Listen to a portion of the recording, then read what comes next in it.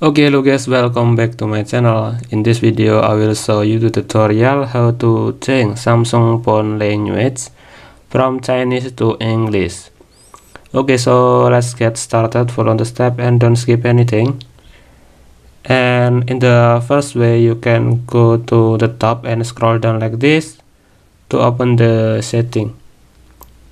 Go to the gear logo, tap on it.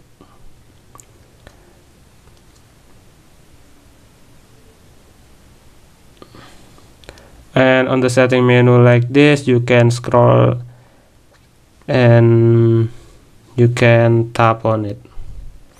You can see the icon like this and tap on it, and you can select on the top like this. So you can tap on plus icon to add the other language, and you can select the English.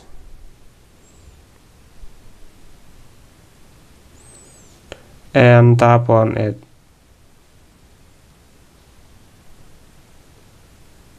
Okay guys, so we just changed the language on Samsung phone from Chinese to English. So thanks for watching. Don't forget to like and subscribe.